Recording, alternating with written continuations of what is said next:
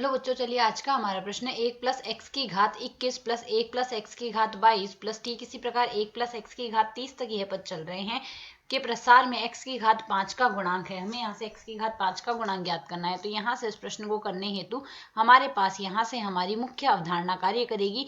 मुख्य अवधारणा यहाँ से हम लेकर चलेंगे। यदि हमें यहाँ से 1 प्लस ये x की घात n में दिया गया है, तो यहाँ से यदि हम देखें 1 प्लस एक्स की घात n में हमें यहाँ से पद दिए गए हैं।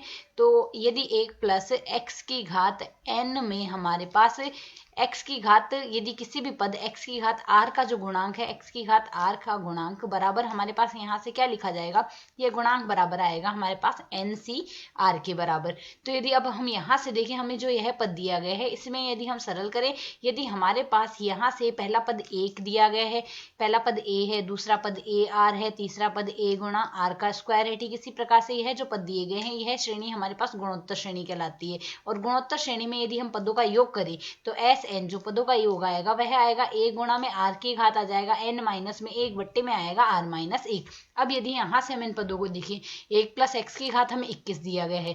पहला पद तो है हमारे पास 1 प्लस एक्स की घात 21, उसके अगला पद है 1 प्लस एक्स की घात हमें दिया गया है यहाँ से 22। ठीक इसी प्रकार यदि हम आगे तक देखें, यह कितने पदों का योग दिया गया है, 1 प्लस एक्स की घात 30 तक हमें यहाँ से दिया गया है। 1 प्लस एक्स की घात हमें दिया गया है 30 तक। तो यदि अब हम यहाँ से देखें, इनमें से यदि हम 1 प्लस एक्स की घात 21 तक के पद उभयनिष्ठ ले लें तो शेष क्या बचेगा, 1 प्लस एक्स आएगा, प्लस में आएगा 1 प्लस एक्स का स्क्वायर। ठीक इसी प्रकार यदि हम आगे तक देखें, यहाँ से हमारे पास कितने पद तक आएगा, यह है हमारे पास यहाँ से 1 प्लस एक्स की घात 21 तक की है, तो 1 प्लस एक्स की घात आ जाएगा हमारे पास यहाँ से 9। यहाँ से हमारे पास कितने पद उभयनिष्ठ आ गए, 9 तक, घात 9 तक उभयनिष्ठ आएंगे। यदि हम यहाँ से देखें, यह हमारे पास एक गुणोत्तर श्रेणी आ गई है, तो इसके पदों का योग क्या आएगा, 1 प्लस एक्स की घात 21। तो हम ऐसा कैसा लिख देंगे, इस पदों का योग करेंगे, a का मान तो यहाँ से 1 आ रहा है, r का मान 1 प्लस एक्स आ रहा है, तो r की घात n हमारे पास यहाँ से कुल 9 पद है, तो 1 प्लस एक्स की घात आ गया 9 और 1 ही है पद 10, तो कुल 10 पद है।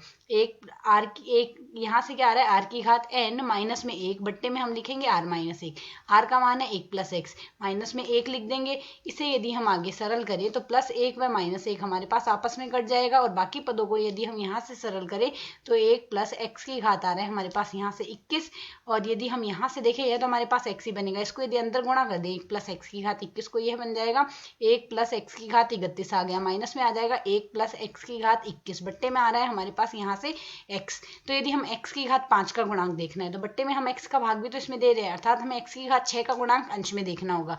तो x की घात 5 का गुणांक बराबर हमारे पास यहाँ से क्या आएगा, यहाँ से r का मान यदि हम 6 रख दे तो NC6 आ जाएगा हमारे पास। तो x की घात 6 का गुणांक ऊपर निकालेंगे, बट्टे में x कर रहे हैं, तो x की घात 5 का गुणांक हमें प्राप्त हो जाएगा। इसे यदि हम सरल करेंगे तो NC6 लिखेंगे, तो n का मान हमारे पास 31 है, 31C6 आ गया पहले पद में, और दूसरे पद में हमारे पास x की घात 6 का गुणांक क्या मिल रहा है, 21C6, यह प्राप्त हो रहा है। अब यदि हम यहाँ से विकल्पों में देखें तो 31C6 माइनस 21C6, अर्थात यहाँ से हमारा विकल्प जो C है यह हमारा यहाँ से सही हल होगा। आशा है समझ आया। धन्यवाद।